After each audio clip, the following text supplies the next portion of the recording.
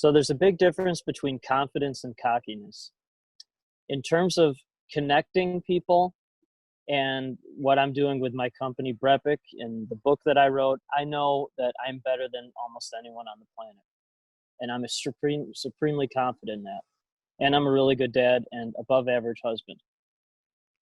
I am terrible and useless to society at everything else.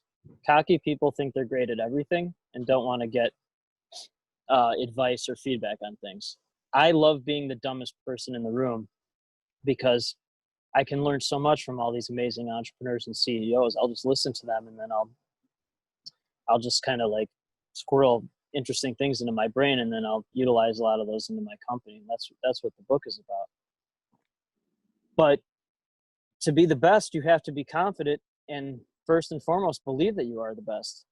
And I 100% believe I'm the best in those few specific things. And that attracts other people who believe that they are the best in their respective companies, and ones who, again, were rejected or laughed at and that kind of thing, and have succeeded in spite of it. And so essentially what my company is tens of thousands of people like that around the world who are extremely successful, have the right mindset, and we're constantly introducing each other for mutual gain. And then again, the byproduct is I'm constantly getting intros to all these amazing people like that want to hire my firm.